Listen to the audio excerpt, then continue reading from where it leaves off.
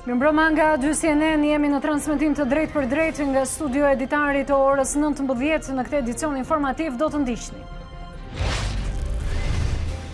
Politika kërkon paqen në tryezën e reformës zgjedhore pas një viti të gjatë përleshjesh në krizën politike. Krijohet Këshilli Politik, një organ jashtëparlamentar i cili synon në arritjen e konsensusit brenda datës 15 mars. Ndërkombëtarët përshëndesin nisjen e dialogut.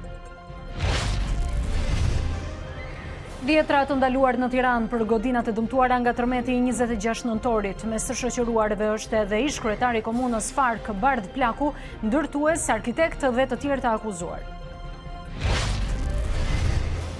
Lirohet nga burgu i ndrit Dokle, një nga emrat më të njohur në përplasjet mes bandave në Durrës. Dokle u lirua nga gjykata e Krujës dhe do jetë në shërbim prove për 5 vjet. Gjykata e kishte dënuar me burg për serinë e vrasjeve në përplasjet e bandave në Durrës. Për këto e të tjera informacione, ne do të kemi në komunikim të drejt për drejt me studion edhe dy kolegët Klementina Cekollari dhe Indrit Maraku, ndërkohë në vijim të këtij edicioni do të ndiqni. Albin Kurti bën një tjetër ofertë për Isa Mustafën, krahas postit të presidentit propozon rritjen e numrit të ministrive nga 12 në 14, ku 6 prej të cilave do të drejtohen nga LDK, 5 nga vetëvendosje dhe 3 nga përfaqësuesit e minoriteteve. Disa të arrestuar në Iran për rrëzimin e avionit ukrainas me pasagjer. Presidenti Hasan Rouhani e ka konsideruar gabimin të pafalshëm dhe tha se çështja do trajtohet në një gjykatë të posaçme. Nga vendi i fundit dhe rreziku i rënjes nga kategoriat e spekulimet e bllokimit të Mercatos për shkak të borxheve të papaguara. Pavarësisht momentit të vështirë, administratori flamurtarit Sinan Idrizi ka premtuar afrime të reja me shpresën për mbijetesë.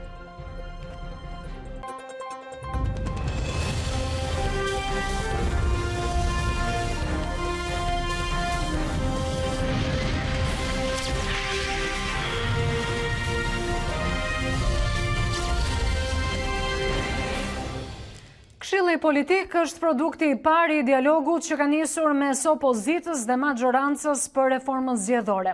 Në një tryezë që mund të konsiderohet si parathënie e një marrëveshje jetëre politike, palët ranë dakord që të gjejnë konsensus deri në datën 15 mars dhe për çdo vendim të votohet në parlament.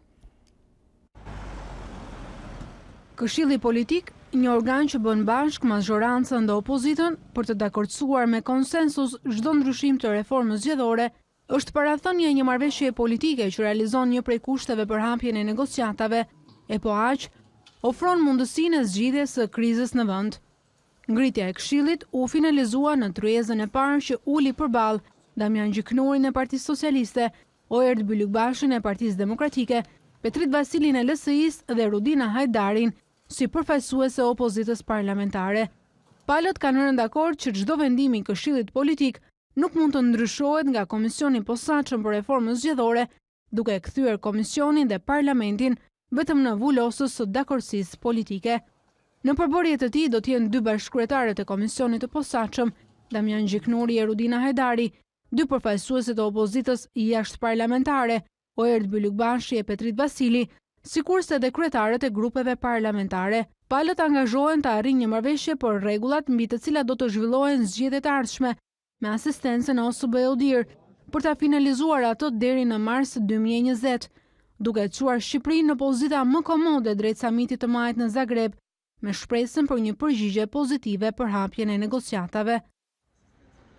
Të gjithë lëshuan nga qëndrimet e tyre, por secili prej aktorëve e lexoi si fitore të palës që përfaqësonte. Dokument sot garanton atë që ne kemi kërkuar prej kohësh, që reforma zgjedhore bëhet me konsensus dhe ky konsensus i arritur të qëndrojë deri në fund, të jetë gjithëpërfshirëse dhe në këtë mekanizëm ne do të kemi edhe asistencën ndërkombëtare që do na garantojë që konsensusi jon është në përputhje të plotë me rekomandimet ndërkombëtare. Me pak fjalë është ajo çka kemi nisur në Komisionin e Reformës Zgjedhore dhe ajo çka kemi thënë me kohë që jemi të gatshëm që të gjejmë çdo lloj mënyre komunikimi me opozitën dhe diçka që e materializon. Gjetëm një modalitet që opozita të jetë pjesë e punës së Komisionit të Reformës Zgjedhore. Ata kanë planuar që rruga e duhur për të zgjidhur problemet është pikërisht rruga institucionale dhe jo rruga e protestave apo me duke patur në duar molotov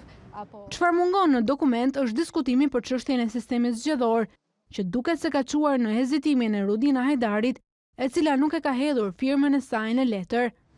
Vullneti i opozitës do vazhdoj brenda parlamentit sa i takon ndryshimit të sistemit, sepse çfarëdo të bëhet, ne besojmë fort te principi se shqiptarët ka nevojë që të rikthehet sovraniteti në parlament. Këshilli politik pritet të mblidhet brenda pak ditësh dhe agjendën e ka të përcaktuar. Diskutimet nisin me çështjet e trajtuara deri më tani nga Komisioni i Posaçëm i Reformës Zgjedhore. E për të dhënë më tepër detaje mbi zhvillimet në kuadër të marrëveshjes së sotme për reformën zgjedhore, ne kemi në komunikim të drejtë për drejtë dy kolegët Klementina Cenkollari dhe Indrit Maraku. Klementina, e nisim bashkë këti ndoqë nga afër punimet e tyrezës së sotme për reformën zgjedhore. Dokumenti i cili u shpërnda për mediat mbi këtë takim, ishte i para përgatitur apo u hartua gjatë këtij takimi? Dokumenti me mbikat e dakordsuara u bë publik për gazetarët vetëm 30 minuta pasi kishte nisur takimi. Burimet thanë se ishte punuar për një kohë të gjatë për përmbajtjen e dokumentit, por gjithçka u finalizua në takimin me 4 aktorët politik. Për të mbërritur deri në këtë dokument kanë zhvilluar palët më shumë se sa një muaj e gjysmë diskutime jashtë vëmendjes së medias përmes negociatave ku janë përfshirë faktorë ndërkombëtarë, Shtetet e Bashkuara, Bashkimi Evropian dhe Ambasada Britanike, të cilët në çdo rast pikën e tyre të kontaktit kanë pasur nga Partia Socialiste zotin Damian Gjiknuri dhe nga Partia Demokratike zotin Oert Bylykbashi. Ndërkohë, para se të nisë takimi ka pasur edhe një deklarat nga kreu demokrat Basha. Cili ka qenë mesazhi i Bashës, Klea? Po, zoti Basha fillimisht takoi aleatët e Partisë Demokratike, të cilët i njohui se së shpejti do zhvillojë edhe ajo që njihet si marrëveshja që çon zgjidhjen e çështjes së reformës së zgjedhore. Zoti Lulzim Basha tha se këto pika, të cilat do dakordsoheshin pak më vonë, nuk mjaftonin për zgjidhjen e krizës e cila vjen sipas tij vetëm përmes zgjedhjeve të parakohshme. Megjithatë, çfarë lëshuan demokratët në emër të marrëveshjes ishin pikërisht 3 kërkesa ndaj mazhorancës. Së para të kishim një reformë konsensuale, së dyti që reforma të zhvillohej në një tryezë politike dhe së treti që gjithçka do të vendosej në këtë tryezë politike nuk do të mund të ndryshohej as në Komisionin e Posaçëm dhe as në Kuvendin e Shqipërisë. Ndjekim në këtë moment komentet kryesore të zotit Lulzim Basha sot.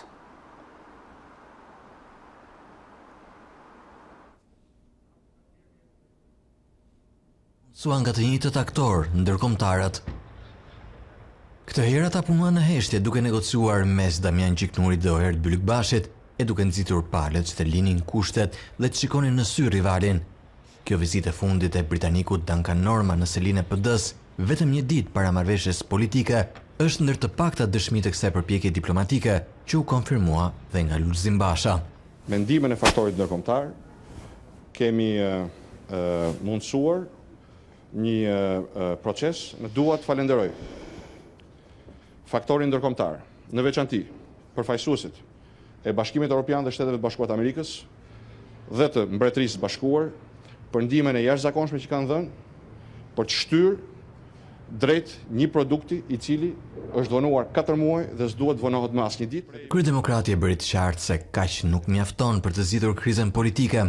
Opozita e bashkuar dhe jam i bindur, shumica dërmuese shqiptarëve duan dhe meritojnë një fund sa më të shpejt të kësaj krize politike që mund vi vetëm përmes zgjedhjeve të parakohshme parlamentare dhe zgjedhjeve vendore të mbajtura në një ditë.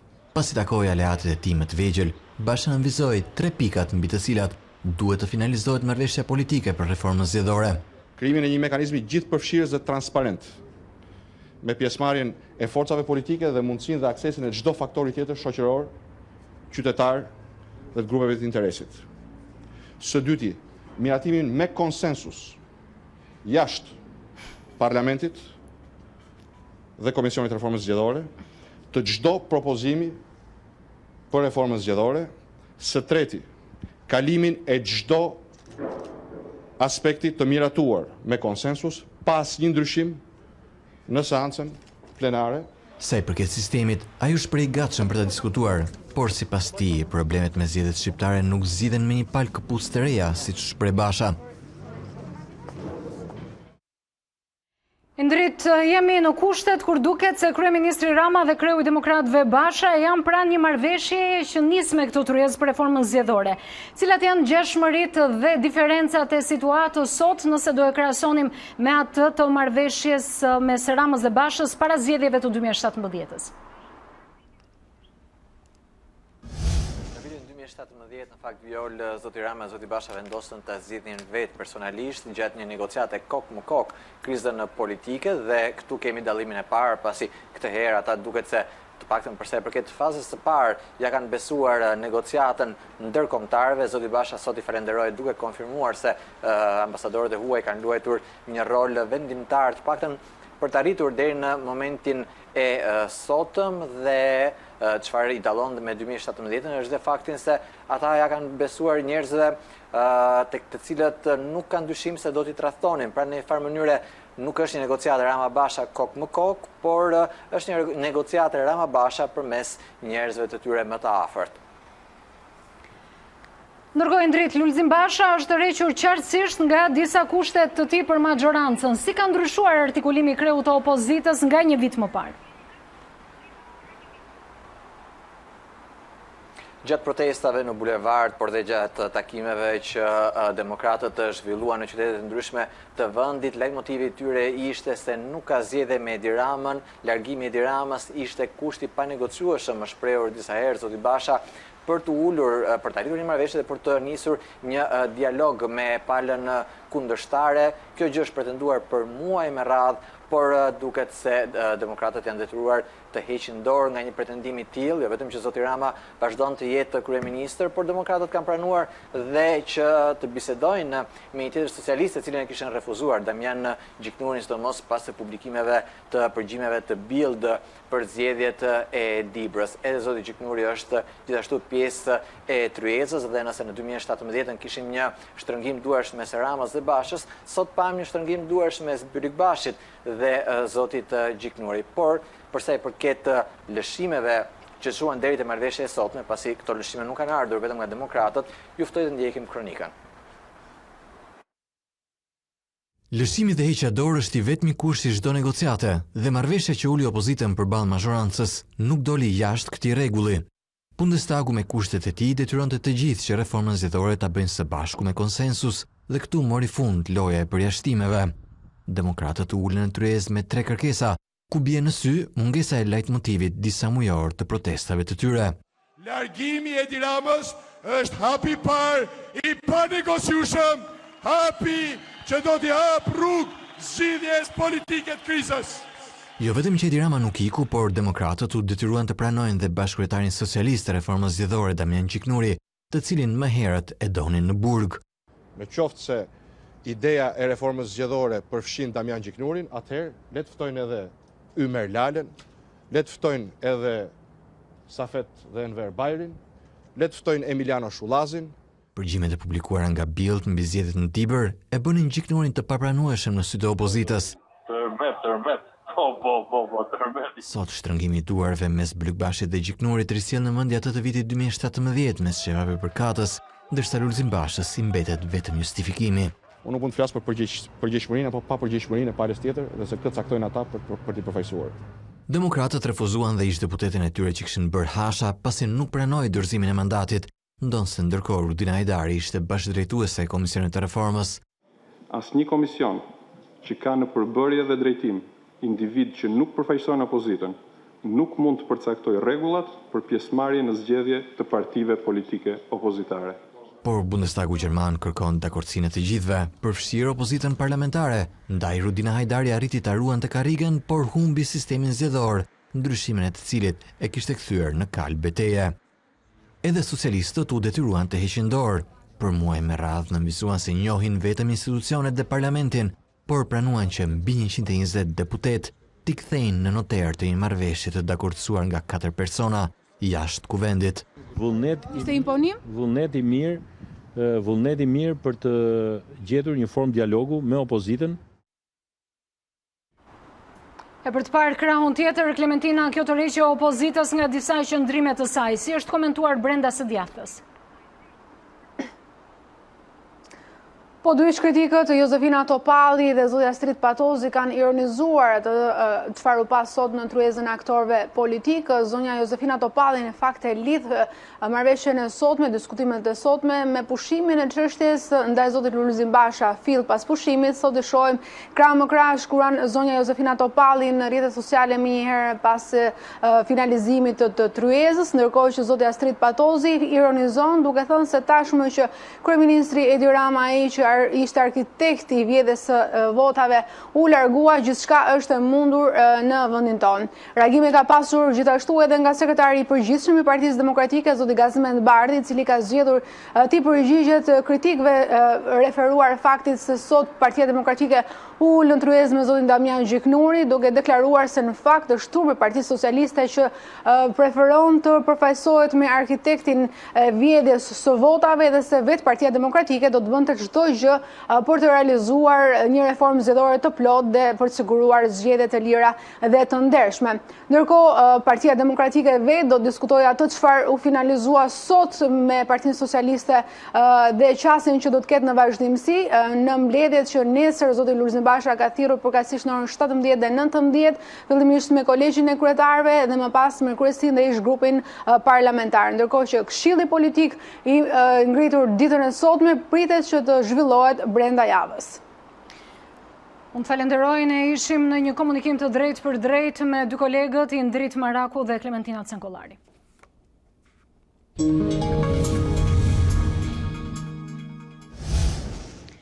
Për situatën ka pasur një reagime edhe nga kryeministri Rama, i cili ka përgëzuar vendimin e Partisë Demokratike dhe të LSI-s për të bërë pjesë e një tryeze të përbashkët. Për te më tepër se një viti të humbur në rrugën e konfliktit të çuar deri në ekstremin e mos arsyes, duhet përgëzuar ky rikthim i arsyeshëm në tryezën e dialogut për shkallën e parë të reformës zgjedhore, ku të gjitha rekomandimet e OSBE-Odirit do të integrohen në ligjin zgjedhor, ka shkruar kryeministri.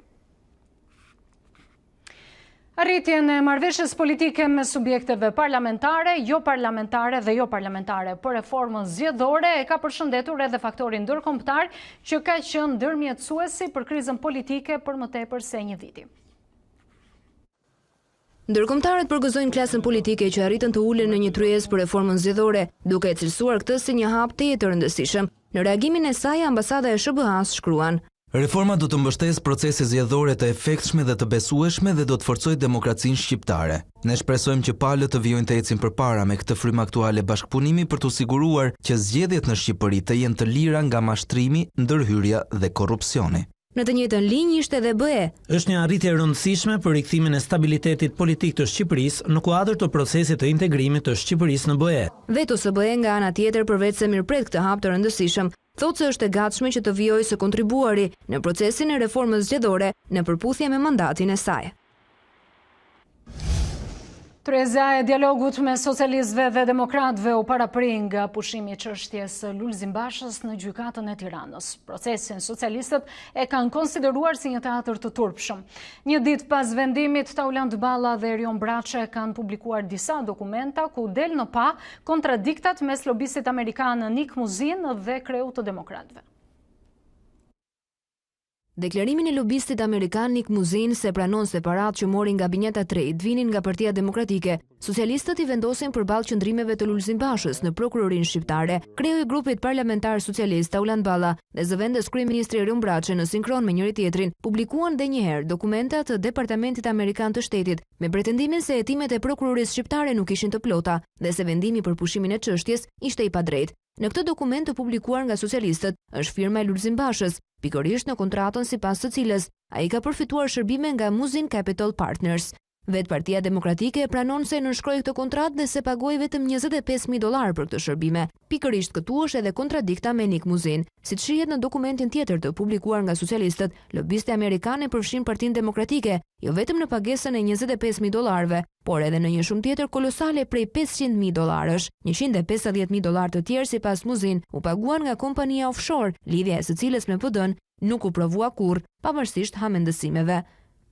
Prova thot se Nik Muzin, njeriu në kontratë me Partinë Demokratike, ka deklaruar zyrtarisht me shkrim se ka marrë për llogari të Partisë Demokratike $670.000. Tani ose gënjen ai në betim dhe përgjigjet në Amerikë për këtë, ose gënjen këtu Lulzim Basha e zarat e tij dhe kanë imunitet e as hetohen e as gjykohen. Për demokratët, akuzat janë qesharake pasi ka shkuar më tepër se sa spak.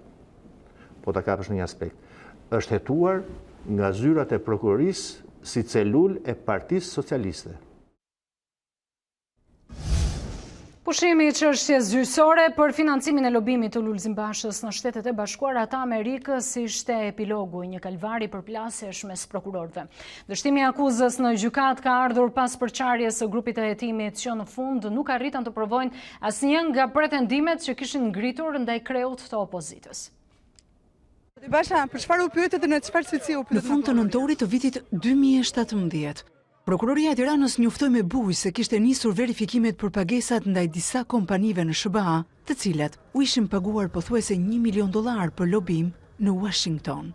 Socialistët akuzuan Lulzim Bashën se përdori disa kompani offshore për transferimin e fondeve drejt një kompanie lobimi në SBA. Çfarë i rëndoi pozitat e Bashës ishte deklarata e lobistit amerikan që i dëshmoi autoriteteve amerikane se $625.000 ishin paguar nga Partia Demokratike.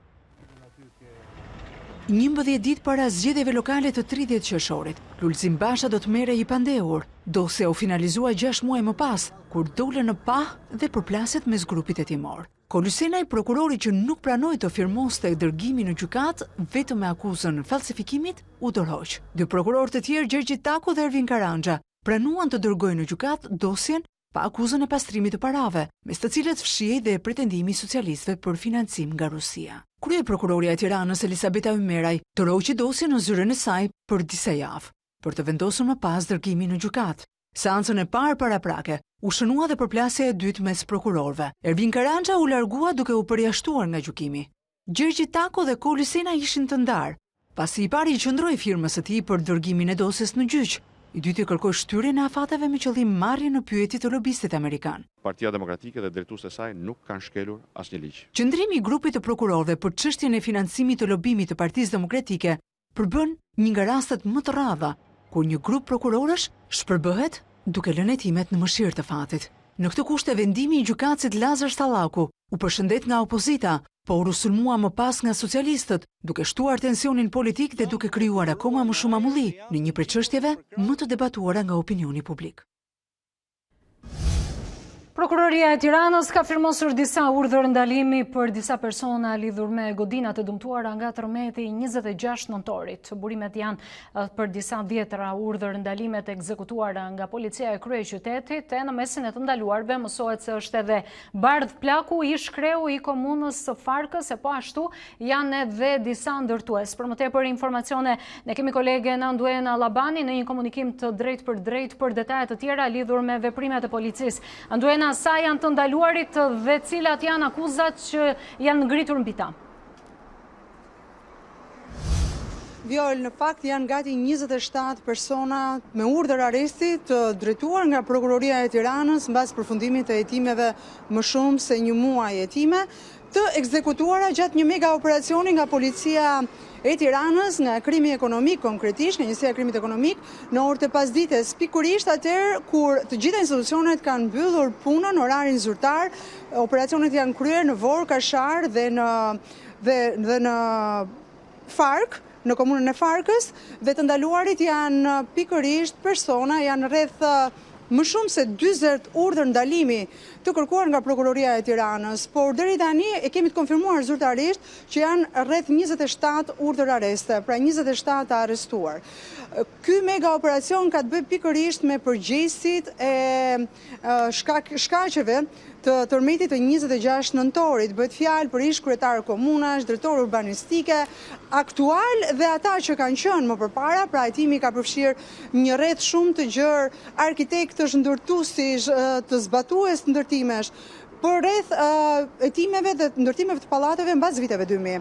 Unë kam një listë të konfirmuar tashmë Nga Prokuroria e Tiranës bëhet fjalë për ish-kryetarin e komunës Kashar, Besnik Fuçia, Luan Beta, ish-kryetar i urbanistikës në Vorë, Stella Maze, arkitekte, Anila Harxhi, arkitekte, Merita Kushi, Bukuria Lili, Ali Dyrmishi, Vjolca Oxhalli, Gerti Çeliku, Jani Ekonomi, Qiriako Gjergjo, Naim Shehi, Ermira Qina, Adhurim Qajaj, Gëzim Shkalla, Pëllun Fortuzi, Xhevair Doda, dhe Henrik Disha, Agim Eski dhe Faik Feza.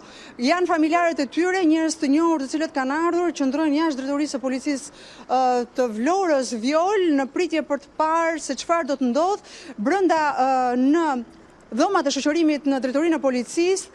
Ata janë duke u marrë në pyetje nga oficerët e krimit ekonomik, dëshmi të cilat do të shërbejnë sigurisht për hetimin e mëtejshëm nga Prokuroria e Tiranës e nisur muaj më parë. Ndaj arrestimet e sotme edhe priteshin Vjol. Ishin parashikuar. Mirë, të falenderojnë në një komunikim të drejt për drejt, kishim kolegen Anduen Allabani.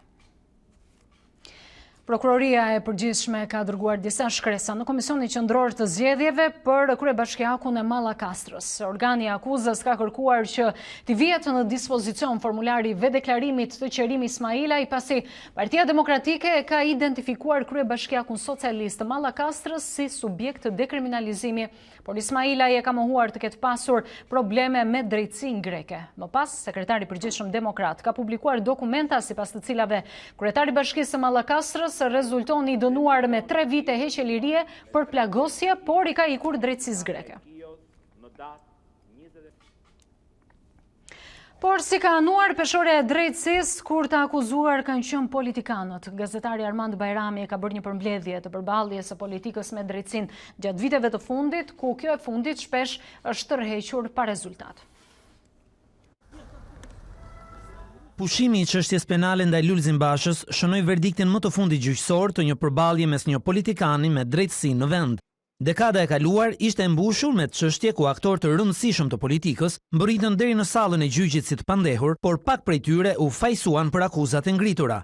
Edhe në këtë rast, masa e dënimit të tyre anoi nga minimumi i marzhit të parashikuar në ligj. Në vitin 2009, gjykata e lartë pushoi hetimin e nisur ndaj Lulzim Bashës, asokohet deputet dhe ministri i transporteve, në lidhje me dyshimet për abuzim 230 milion euro gjatë ndërtimit të rrugës Kombit. Çështja ra për shkaqe procedurale. 3 vjet më vonë, një kolegj penal i gjykatës së lartë i dha pafajësi Ilir Metës, i cili në opozicionin e zëvendës kryeministrit u akuzua për korrupsion. Çështja ndaj tij nisi pas publikimit të audiopërgjimit Meta Prifti. E njëjta gjykatë në vitin 2015 i vuri kapak gjykimit ndaj ish-deputetëve të Partisë Socialiste Arben Doka dhe Perin Dreu duke e pushuar. Ata u akuzuan për goditjen e kolegut të tyre demokrat Gens Razimiri, ngjarje e regjistruar në korridorin e kuvendit. Gjyqtarët e lartë arsyetuan se ndjekja penale nuk duhet të kishte filluar. Ish-ministri i punës dhe çështjeve sociale Spiro Ksera u shpall fajtor për vjedhje në shtator të vitit 2016. Ai u dënua me 1 vit e 8 muaj burg për përvetësimin e 30 milion lekëve bashkë me 5 ish-vartës të ministrisë, dënim që u zbut në apelin e Tiranës.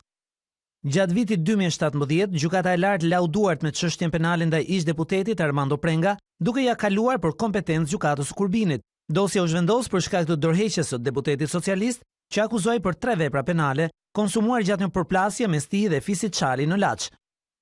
Ndërkohë, dyshimi i ngritur për inskenimin e një atentati të rrem dërgoi si të pandehur në gjykatë ish-deputetët Tom Doshi dhe Mark Froku.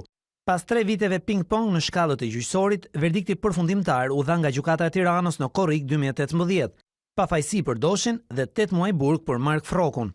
Aso kohë, Froku vuante një dënim të mëparshëm me 6 vite burg për pastrim parash dhe fshehje pasurie, ndërkohë që ja doli të fitoj pafajësi për akuzën e vrasjes së një shqiptari në vitin 1999 në Belgjik. Në vitin e kaluar, përballja e politikës me drejtësinë kulmoi me procesin ndaj ish-ministrit të Brendshëm Sajmir Tahiri. Ai u dërgua si i pandehur për trafik narkotikësh dhe grup të strukturuar kriminal, por gjykata e krimeve të rënda vlerësoi se kishte përgjegjësi penale vetëm për shpërdorim të detyrës. Ish-ministri u dënua me 5 vite burg, dënim që u konvertua në 3 vjet shërbim prove. Krah këtyre përballjeve ku në kampin kundërshtar ka qëndruar prokuroria, 10 vjeçari i fundit numëron 10 përballje gjyqësore ku njerëzit e politikës janë vendosur përballë kundërshtarëve të tyre politik.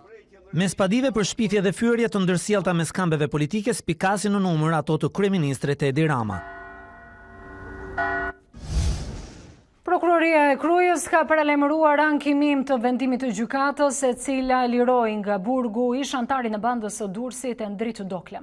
Vetëm pak orë pas lirimit të tij të fundit, Prokuroria e Krujës ka reaguar duke pranuar se ka qenë pjesëmarrëse në këtë proces dhe ka mbajtur qëndrimin e plot për rrëzimin e kërkesës me arsyetimin se nuk plotësohen kushtet ligjore, por edhe se nuk ekzistojnë të provuara arsyet e veçanta që kërkon norma.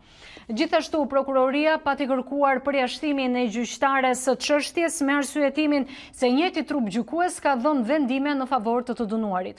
Gjykata e shkallës së parë të Krujës ka pranuar kërkesën e Dokles për ta liruar atë me kusht duke vënë në provë për një periudhë 5 vjeçare. Ndritë Dokle detyrohet që gjatë kohës së provës të mos shoqërohet me persona të caktuar, kryesisht me të dënuar apo bashkëpunëtor të veprës penale. Në zbatim të nenit 60.10 e kodit penal, detyrohet kërkuesi Ndritë Dokle që gjatë periudhës së provës të mos zotrojë, të mbaj apo të përdor armë. Urdhërohet kërkuesi Ndritë Dokle që të mbaj kontakte me shërbimin e provës.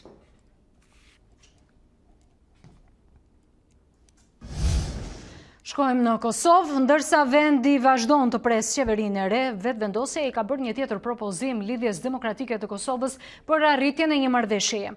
Sipas mediave që kanë parë propozimin, vetëvendosja i ka ofruar LDK-s një ministri më tepër dhe të drejtën për të propozuar kandidatin për president. Kryetari i lëvizjes vetëvendosje i ka paraqitur një ofertë të re lidhjes demokratike të Kosovës, duke shpresuar në zgjidhjen e ngërçit që po pengon krijimin e qeverisë. Mediat lokale raportojnë se propozimi i ri parashikon rritjen e numrit të ministrive nga 12 në 14, 6 prej të cilave do drejtohen nga LDK, 5 nga vetëvendosje dhe 3 nga përfaqësuesit e minoriteteve. Sipas propozimit të Albin Kurtit, kryeministri, kryetari i kuvendit, zëvendës kryeministri i dytë, një nën-kryetar kuvendi dhe 5 ministri do t'i takonin vetëvendosjes. Kjo e fundit është pajtuar që Lidhja Demokratike e Kosovës të propozoj kandidatin për president, i cili, siç thotë, duhet të plotësojë të gjitha kriteret kushtetuese. Nëse për çfarë do arsye nuk zgjidhet presidenti, atëherë LDK do të marrë një ministri shtesë. Që prej së njëjtës së kaluar, krerët e dy partive që po negociojnë për krijimin e një koalicioni qeveritar nuk kanë zhvilluar asnjë takim, pavarësisht këmbguljes së vazhdueshme të presidentit për zgjidhjen sa më të shpejtë të ngërçit. Kurti i kërkoi të hënën Hashim Thaçi të mos ushtrojë presion e të mos tejkaloj kompetenca duke ndërhyrë në proces, ndërkaq ambasadori amerikan Philip Kosnat vizitoi një ditë më parë selinë e Lidhjes Demokratike të Kosovës, nga ku i bëri thirrje dy palëve të formojnë sa më shpejt qeverinë, por kreu i LDK-s tha pas takimit se zgjidhjen për marrëveshjen e ka vetëvendosja.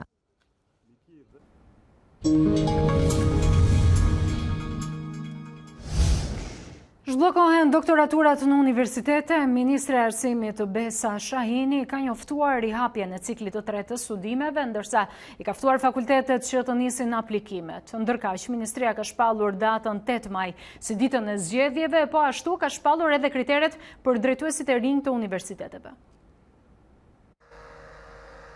Pas vitesh të tëra bllokim, rihapen doktoraturat në universitete. Ministri i Arsimit Besa Shahini njoftoi shkollat e larta të hartojnë rregulloren dhe kriteret për ciklin e tretë të studimeve. Universitetet që duan të hapin doktoraturën vitin e ardhshëm akademik, aplikimet duhet i mbyllin brenda 15 shkurtit. Besoj që universitetet janë gati që t'i sjellin aplikimet sa më shpejt që është e mundur dhe ne t'i japim dritën e gjelbërt programeve specifike që ato kanë interesim të zhvillojmë. Për vitin akademik 2020-2021, aplikimi nga ana universitetit duhet të kryhet deri me datë 15 shkurt. Financimi mbetet një nga problemet e universiteteve për shkollën doktorale. Me ligjin e ri të arsimit të lartë, fakultetet duhet të sigurojnë financime apo projekte kërkimore për të mbuluar kuotat e planifikuara për doktoratura. Universiteti aplikon në Ministrinë e Arsimit për licencën e programit, për hapjen një programi doktoraturës, duke dëshmuar se projektin kërkimor shkencor e ka të themeluar dhe të mirë financuar. Në varësi të projektit dhe personelit akademik që është i përfshirë në projektin kërkimor, universiteti merr edhe kuotat për programin e caktuar të doktoraturës dhe mund të Ministri i Arsimit foli edhe për krizën institucionale në Universitetin e Tiranës që nga zgjedhja e rektorit Mynir Koni, por duket se kjo situatë do të mbyllet kështu deri në 8 maj, datë kur do të mbahen zgjedhjet për drejtuesit e rinj. Për mua ishte edhe atëherë dhe mbetet zhgënjyse që presidenti në vend se të kontribojë në përmirësimin e situatës në universitet, ai vendosi të bëj politikën e tij të zakonshme të refuzimit të çfarëdo propozimi që vjen nga qeveria jonë. Por unë kam ende shpresë se besoj që zgjedhjet 2020 do të prodhojnë udhëheqës që punojnë për të mirën e Universitetit të Tiranës. Doktoraturat riapen pas bllokimit që Ministria i bëri këtij cikli studimi në universitetet publike, me arsyen se punimet e doktorantëve ishin pa cilësi, nuk kishte kërkim shkencor dhe në shumë raste ishin plagjatur.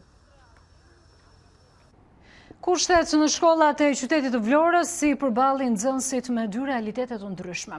Ndërkohë që në disa shkolla rikonstruksionet e kryera vitet e fundit kanë ofruar standarde bashkëkohore, në të tjera mungesa e investimeve për gati gjysmë shekulli i lën nxënësit të ekspozuar ndaj të ftohtit dhe degradimit të godinës. E tillë është edhe situata në shkollën Avni Rustemi, ku kamera 2 CNN ka kryer vëzhgimin. Shkolla 9-vjeçare Avni Rustemi në qytetin e Vlorës paraqet disa problematika në mbarvajtjen e procesit mësimor, sidomos për fëmijët e arsimit fillor. Ngroja dhe infrastruktura e dëmtuar janë dy problematikat që hasen sapo futesh në ambientet e kësaj shkolle. Nxënësit shprehen se her pas here kanë ftohtë, pasi pajisjet nuk mund të ngrojnë të gjithë klasën dhe shpeshherë rrjeti elektrik nuk mban ngarkesën, ndërsa dielli duket si burimi kryesor për ngroje në këto ditë janari. Njës më zgrojnë me azje, po është e ftohtë. Nuk ngrënë aq mirë ajo prita që ka dhe mësuesja. Me që ngrojnë në shkollë? Me një ngrosë. Rezistencë? Rezistencë. Është ngrosë klasa? Jo. Jo dhe aq. Klasa ngrëmi me ngrohës. Keni ftohtë apo është klasa e ngrohtë? Në njëherë është e ftohtë. Është e ftohtë. Si ja bëni kur është e ftohtë? Veshim cupat. Këtë situatë pranon edhe drejtoresha e shkollës. Ngroja në shkollë realizohet me anë të prizave, që kanë secila klasë. Ngroje le të themi normale. Kushtet për momentin janë jo shumë të mira, pasi me atë prizë kuptohet ngrohen me radhë, sepse automati nuk arrin të mbajë të gjitha.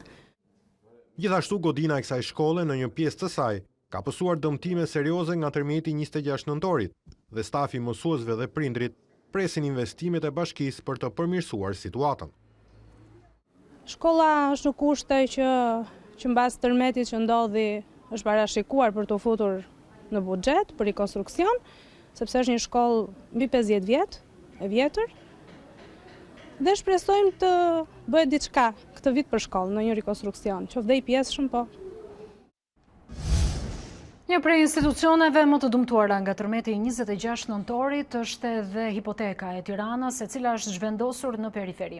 E megjithatë, qytetarët janë duke marrë shërbimet pranë sporteleve të Adisas. Ndërkaq, një pallat në zonën e Brylit është shpallur i pabanueshëm së fundmi, por që nga dita e tërmetit, banorët vazhdojnë të jetojnë aty. Përpos dëmtimeve të rënda, tërmeti 26 nëntorit ka sjellë edhe pasoja që po japin efektet në ditët e sotme. Një prej tyre është hipoteka e Tiranës, godina e së cilës është dëmtuar dhe tashmë ky institucion është vendosur në periferi të kryeqytetit, afër Rinasit, aty ku po transferohen edhe mijëra dosje, si dhe një pjesë e madhe e stafit. Megjithatë, qytetarët po i marrin shërbimet te zyrat e Adisës, aty ku kanë qenë zyrat e vjetra të hipotekës. Janë spostuar specialistët diku në një vend tjetër, në ambientet tjera për arsye sepse me çka ndjeni do të bëhet rikonstruksion i godinës. Qytetarët duhet të hapin një email dhe nëpërmjet këtij emailit futen në portal dhe aty pastaj aplikojnë për shërbimin që ka nevojë. Nesin me telefon, se do të online, që e thonë, do vi nesin me telefon që marri punë. Nuk e di, të prishët të internetit këtu, dje i prishën, nëse të prishën, nuk e di. Një tjetër problematik haset te ky pallat në Tiranë. Ndonë se kanë kaluar disa javë nga tërmeti i madh, Instituti i Ndërtimit e ka vendosur këtë shenjë vetëm ditën e djeshme në një pallat këtu tek Bryli. 20 banorë që banojnë këtu janë pajisur me këtë dokument vetëm ditën e djeshme. Akt konstatimi që e nxjerr pallatin të pabanueshëm mban datën 20 dhjetor 2019 dhe deri më sot banorët kanë jetuar atje. Specialistët këshillojnë për aplikim për bonus qeraje deri në një ekspertizë tjetër më të detajuar. Për sa i përket pronave të paluajtshme dhe sigurisë së investimit në këtë sektor pas tërmetit të 26 nëntorit, ekspertët mbeten pozitiv duke deklaruar se efektet ishin momentale, ndërsa për këtë sektor vijon rritja e çmimeve. Tërmeti shkundi banesat e shqiptarëve, por jo tregun imobiliar. Çmimet e apartamenteve vazhdojnë rritjen e qëndrueshme nxitur nga kërkesa e lartë, sipas agjentëve të tregut të pronave. Pas 26 nëntorit, klientët janë shtyrë drejt godinave më të sigurta, ndërsa ndryshimet e propozuara në kodet e ndërtimit mund të rrisin më tej çmimet. Transakcionet që ishin për të mbyllur në nëntor apo në fund të nëntorit apo në dhjetor, janë duke konkluduar në ditët e para të janarit, në 2 javët e para të janarit, dhe kështu do vazhdoj. Do ndikojë gjithashtu edhe në ndryshimin e kodit të ndërtimit, pasi godinat që do ndërtohen sot e tuti duhet paraqiten edhe me projekte antisizmike. Detyrimisht rritja e kostos për metër katror rritet edhe çmimi. Pronat e paluajtshme janë forma më mirë e investimit edhe për të ardhmen, ku vlerë do të marrin krahas qendrës edhe zonat periferike të kryeqytetit. Ka shumë individ, investitor, le të themi më saktë, që në vend që të bëjnë një investim në sektore të ndryshme ku shpesh herë edhe dështohet, investimi në pasuri të paluajtshme është gjithmonë një investim i sigurt, ashtu si në përbot, po ashtu edhe në Tiranë. Përveç zonave qendrore apo zonave më të preferuara, ku ka gjithmonë kërkesa qeraje, tani mund të themi se vitet e fundit ka patur një rritje çmimesh edhe në zonat që dikur janë konsideruar periferi. Krahas rritjes së çmimit të shitjes, investitorët në pasuri të paluajtshme po përfitojnë edhe nga zhvillimi i tregut të qeras, veçanërisht me klientët e huaj rezident në Shqipëri apo vizitor përmes platformave si Booking dhe Airbnb.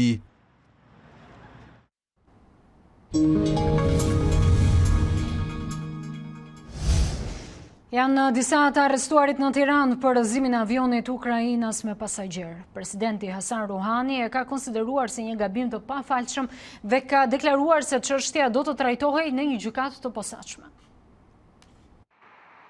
Disa persona janë arrestuar në Iran lidhur me rrëzimin e avionit ukrainas me pasagjer. Njoftimin e dha një zëdhënës i qeverisë në Republikën Islamike, i cili shtoi se hetimet mbi ngjarjen po vazhdonin. Më herët, presidenti iranian Hasan Rouhani deklaroi se hetimet do të mbikëqyreshin nga një gjykate posaçme. Ai e quajti një gabim të pafalshëm goditjen e avionit nga një raketë iraniane. Me njëherë pasi u bë e qartë për mua se rrëzimi i avionit kishte ndodhur për shkak të një gabimi të pafalshëm, udhëzova me njëherë autoritetet përkatëse ta bëjnë informacionin publik dhe t'ua tregonin njerëzve. Është një aksident ekstremisht i hidhur dhe i vështirë për t'u pranuar.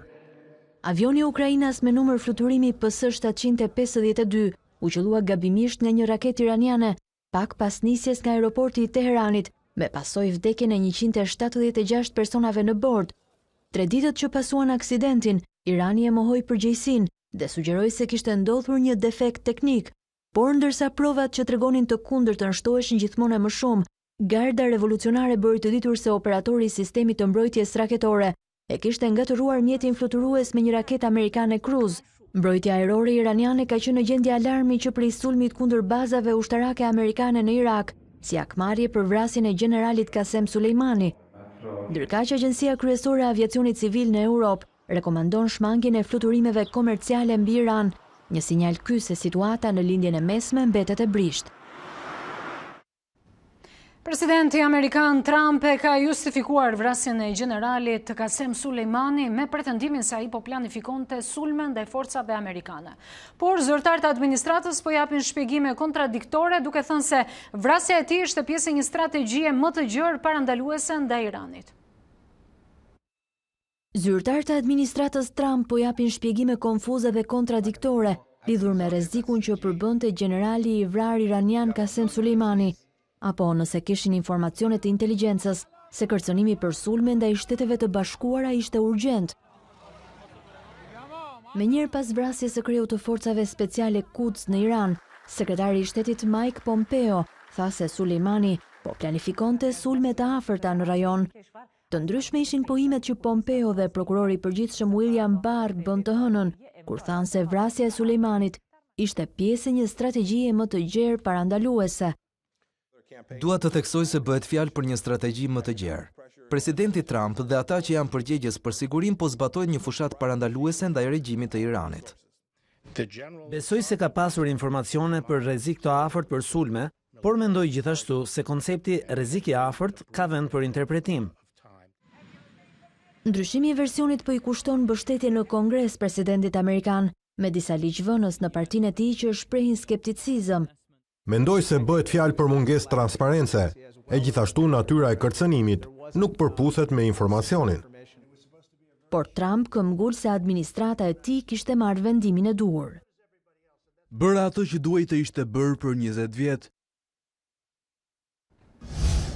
Kaluam të zhvillimet nga sporti. Administratori flamurtarit Sinani Drizi ka reaguar pas zërave ende të pakonfirmuar për një bllokim të 3 sesioneve të merkatos nga FIFA. E shkak janë detyrimet e papaguara të klubit vlonjat ndaj lojtarëve, por drejtuesi i klubit ka theksuar se afrimet për ngritjen e kuqezinjve vazhdojnë. Prej javësh qarkullojnë zëra se flamurtari është dënuar nga FIFA për shkak të pagesave të prapambetura. Ashtu si edhe në rastin e luftëtarit spekulohet se Konfederata Botërore e Futbollit I ka bllokuar vlonjatëve 3 sesione të merkatos, janar 2020, qershor 2020 dhe janar 2021. Por në Vlorë përgënjeshtrojnë këto zëra dhe shprehen se merkato vazhdon.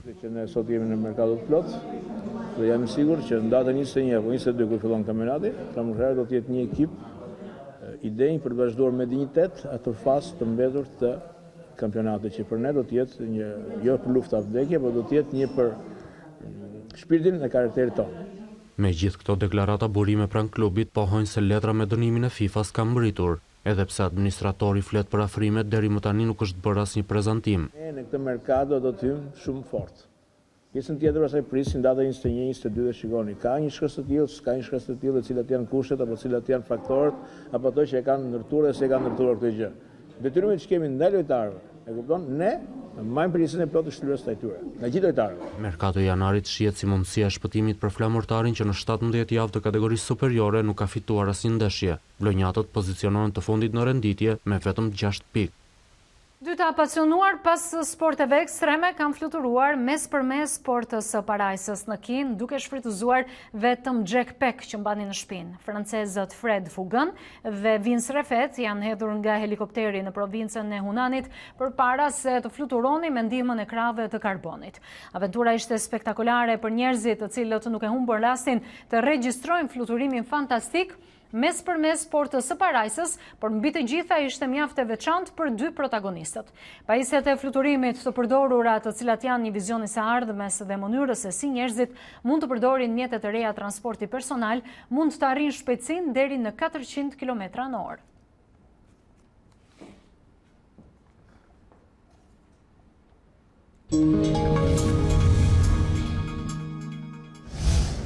Ka ardhur momenti të njihemi me parashikimin e motit, si gjithmonë me kolegen Tanja Porja.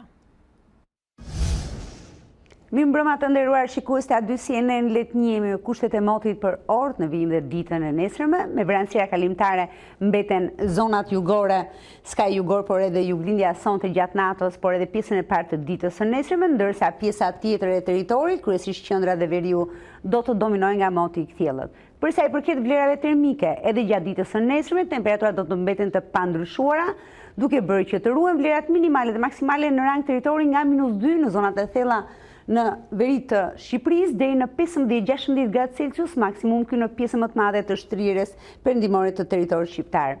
Edhe kontinenti evropian për ditën e nesërme, Europa mbetet kryesisht e kthjellët në pjesën më të madhe të saj, megjithatë do të vijojnë stuhi dhe rreshtet e konsiderueshme, kjo në shtrirën perëndimore të Europës dhe pjesërisht në ishujt britanik, ku do të ketë stuhi shumë të forta të erës, po ashtu stuhi të fuqishme ere, por rreshje më të pakta do të ketë edhe mesdheu lindor.